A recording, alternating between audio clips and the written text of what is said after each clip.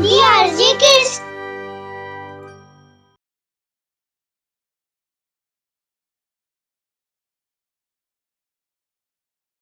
बहुत समय पहले की बात है।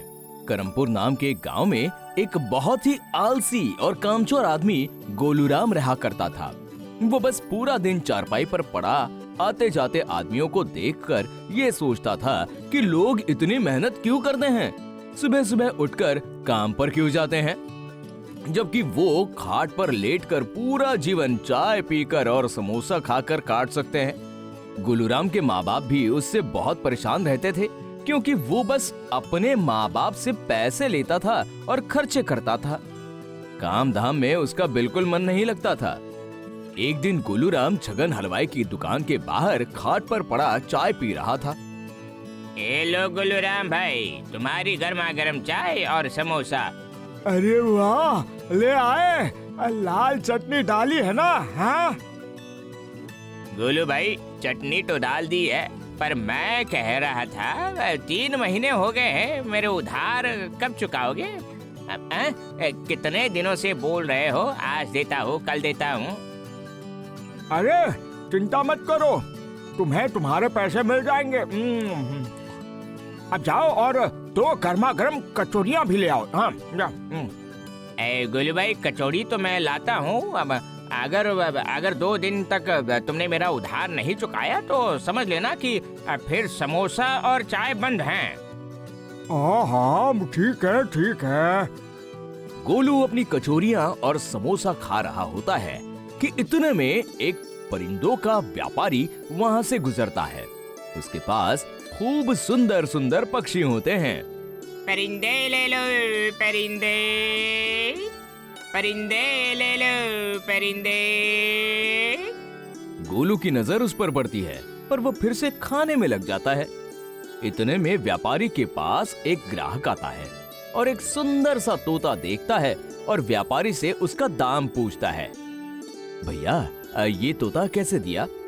भाई साहब, ये तोता थोड़ा महंगा है। इस तोते की खासियत ये है कि ये भविष्य बताता है, इसलिए इसका दाम है मात्र 150 रुपया, 150 रुपया।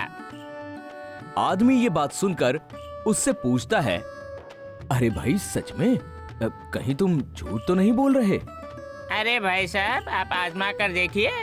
अगर आपको लगे कि झूठ है तो हर 20 दिन में इस गांव से गुजरता हूँ, तोता देकर मुझसे दुगने पैसे वापस ले लेना।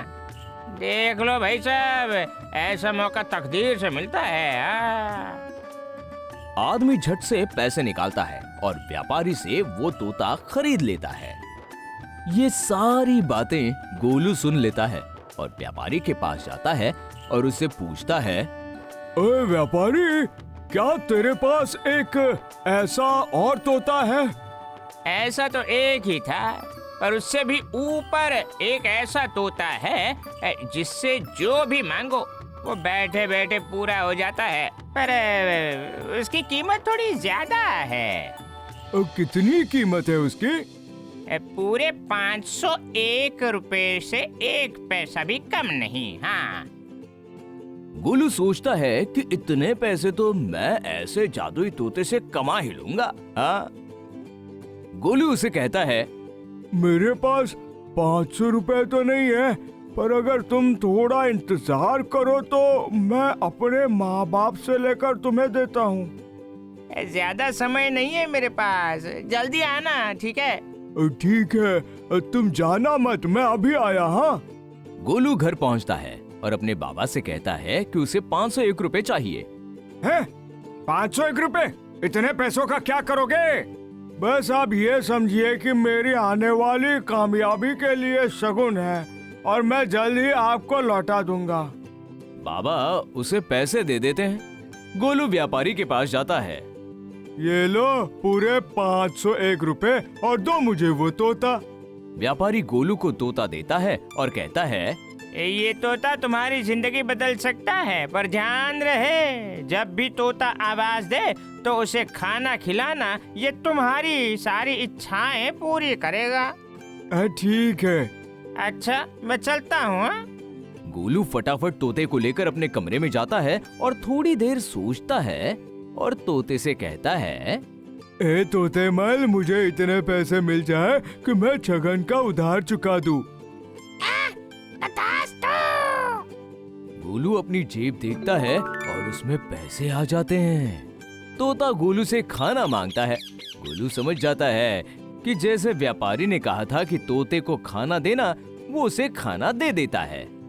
गोलू जल्दी से जाकर छगन को पैसे दे देता है और उसका उधार उतार देता है। फिर गोलू अपने पिताजी से लिए हुए 501 रुपए तोते से मांगता है। ए तोतामल, मुझे 501 रुपए प्रदान करें। जैसे ही गोलू ये बोलता है, उसकी जेब में 501 रुपए आ जाते हैं और वो जाकर अपने पिताजी को दे देता है। तोता खाना मांगता है और गोलू उसे दे देता है। फिर गोलू सोचता है कि क्यों ना मैं बहुत सा स्वादिष्ट खाने का सामान लेकर रख लूं और बस बैठकर खाता रहूं, कितना अच्छा होगा। गोलू तोतामल से कहता है, ए तोतामल, मुझे इतने पैसे दे दो कि मैं ढेर सारा खाने का सामान ला सकूं। गोलू की जेब में और पैसे आ जाते हैं। वो बनिए की दुकान पर जाता है और खूब सारा सामान खरीदता है। ए गोलू, इतने सामान का क्या करोगे हैं? आप चिंता मत कीजिए, बस ये सब दे दीजिए। ठीक है भाई, ले लो। गोलू छगन की दुकान पर जाता है और बहुत सारी कचौड़ियाँ, मिठाइयाँ और समोसे भी ले लेता है। कुछ दिन गोलू बस ऐसा ही करता है और कुछ काम नहीं करता, बस खाता है और सोता है और आलसी हो जाता है। फिर एक दिन सारा सामान खत्म हो जाता है और गोलू फिर से तोते से कहता है, हे तोतामल, मुझे और पैसे दो ताकि मैं और खाना खरीद सकूं। तोतामल हर बार की तरह उसे पैसे देता है और गोलू उठकर झट से छगन की दुकान पर चला जाता है और खाते खाते वहीं सो जाता है। तोता खाना मांगता रहता है और मांगता रहता है, पर उसे खाना ना मिलने की वजह से उसकी शक्तियां खत्म हो जाती हैं। अगले दिन जब गोलू वहां जाता है तो तोते से कहता है कि वो उसे कुछ और पैसे दे दे। हे तोतामल, मुझे कुछ और रुपए प्रदान करें। तोता कुछ नहीं कहता। गोलू फिर कहता है, हे तोतामल, मुझे कुछ और रुपए प्रदान करें। उसकी शक्तियां अब खत्म हो चुकी होती है। गोलू समझ जाता है कि उसके खाना ना देने के कारण अब उसकी शक्तियां खत्म हो गई हैं। गोलू कुछ देर उदास होता है। फिर उसे याद आता है कि व्यापारी ने कहा था कि वो 20 दिन के बाद दोबारा इस गांव से गुजरेगा। वो सोचता है कि वो व्यापारी को ये तोता देकर एक नया तोता ले लेगा। वो इंतजार करता है कि व्यापारी जिस दिन गांव से गुजरेगा उस दिन वो उससे नया तोता खरीद लेगा। एक दिन व्यापारी वापस उस गांव से गुजर रहा होता है। परिंदे ले लो, परिंदे ले लो।